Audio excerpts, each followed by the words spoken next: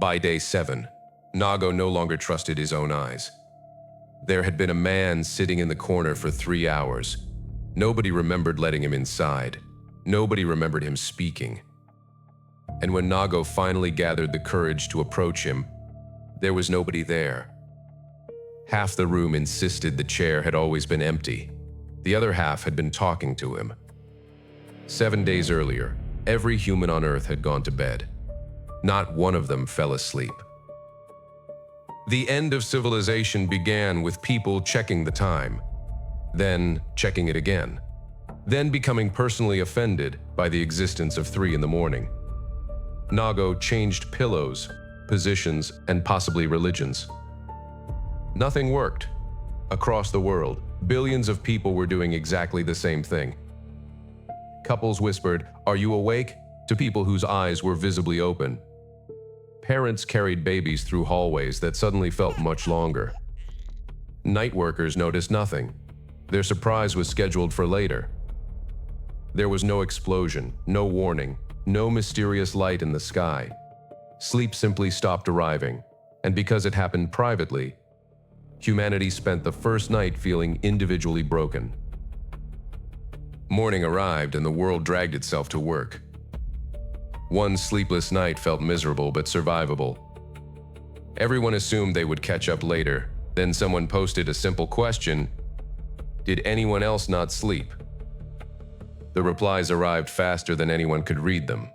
Different countries, different time zones. The same empty night, searches for insomnia shot upward. Pharmacies emptied of sleeping pills, herbal remedies, and anything with lavender on it. The internet responded with its traditional emergency protocol: monetize immediately. Influencers began live streaming who falls asleep first. Nobody won. Some companies celebrated 8 new productive hours. Their employees celebrated somewhat less. But underneath the jokes, the first dangerous changes had already begun.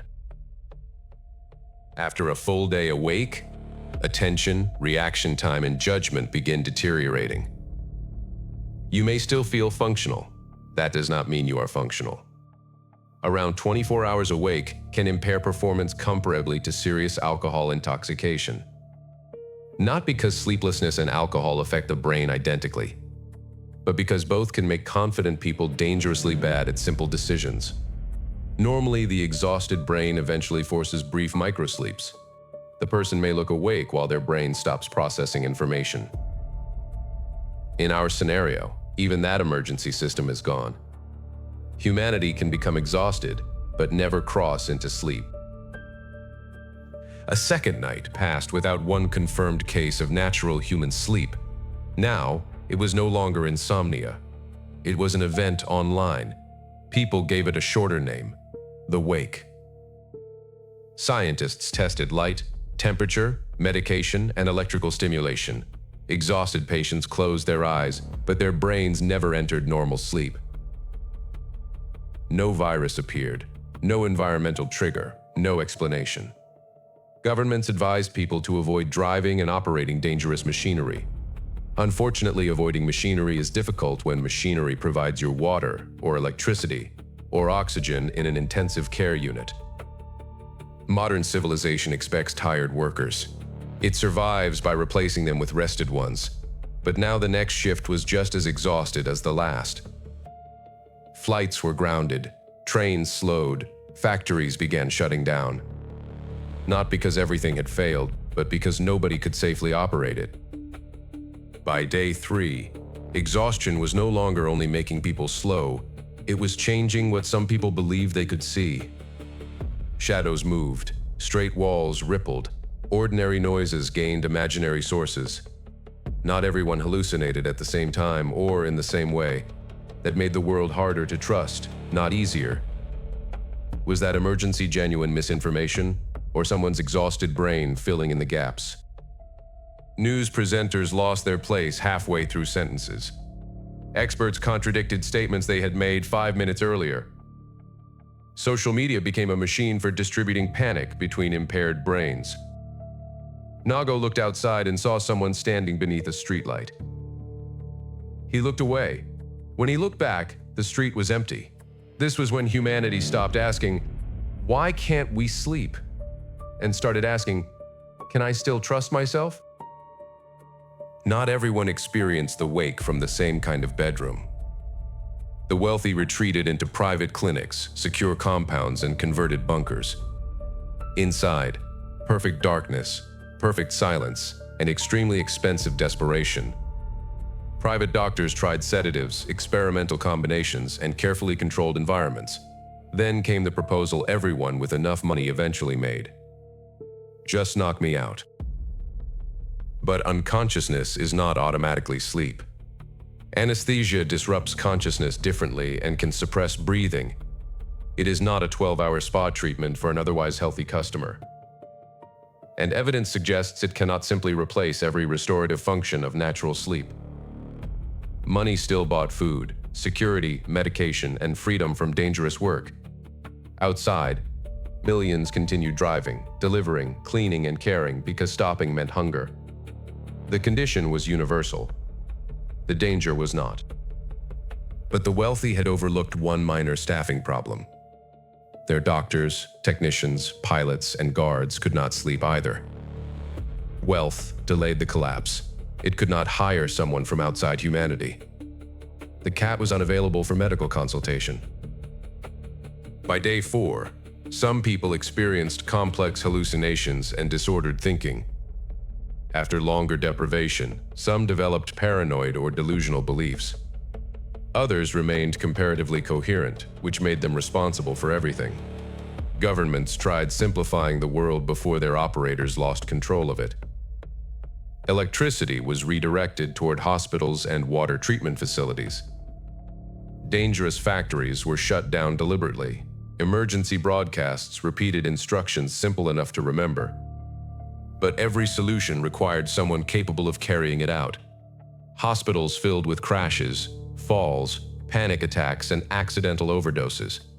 Exhausted doctors faced patients whose symptoms resembled their own. Fires burned longer because dispatchers misheard addresses and crews arrived slowly. Food remained inside warehouses because moving it required reliable drivers. The world still had food, medicine, and machines.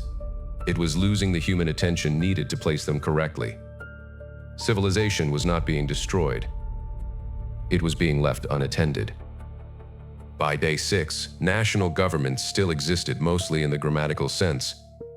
Orders were issued, repeated, contradicted, and occasionally forgotten.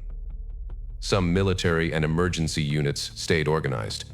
Others refused risky orders or left to find their families. Some people exploited the confusion. Many more did the opposite. Neighbors shared food, filled water containers, and checked on people who could no longer care for themselves. Small communities could adapt faster than enormous institutions. Noggo's building became a shelter. They shut off the gas, blocked the road, and wrote everything down. Because memory had become a rumor, people told themselves. Everyone wore their name, address, and medical information around their neck. Every few hours, they tested one another. What day is it? Where are we? What did you eat? And eventually, who is that person in the corner? That question had no reliable answer. Beyond the first week, science can no longer give us a precise countdown. Extreme sleep deprivation is not ethically tested until people collapse or die. Historical cases vary, and our scenario has removed microsleeps entirely. So no honest scientist can tell us exactly when everybody would fail. But society would not need to wait for a biological deadline. People would die from accidents, interrupted medical care, fires, violence, and failing essentials. By day 12, cities had become quieter than anyone remembered. Cars remained parked. Shops remained stocked with objects nobody could distribute. Screens repeated emergency instructions to rooms no longer watching. Inside Noggo's shelter, conversation had almost stopped. Then one woman closed her eyes. Nobody knew whether she had fainted or died. Then they heard something humanity had been waiting 12 days to hear. A snore. Across the world, people began dropping into natural sleep. Some collapsed where they stood. Others were too frightened to believe it. The wealthy man slept inside his bunker without the machines he had purchased. His cat had been doing this the entire time. Sleep returned. Civilization did not. Electricity, medicine, supply chains, and trust still had to be rebuilt. Some recovered after long rest. Others carried injuries, trauma, or lingering confusion. Noggo helped everyone find somewhere safe to lie down. Then, for the first time in 12 days, he closed his own eyes. He opened one to check whether it was working, then closed it again. Before the wake, we treated sleep like hours stolen from our lives. But sleep was never empty time. It was the daily maintenance keeping billions of minds inside the same reality. And those minds were the invisible machinery keeping civilization alive. Noggo understood this deeply. He would have explained it himself, but he was busy performing critical infrastructure maintenance. Thanks for watching. If you enjoyed the video, subscribe to Noggo. There are plenty more weird questions waiting to be answered. And let me know in the comments what we should investigate next. See you in the next one.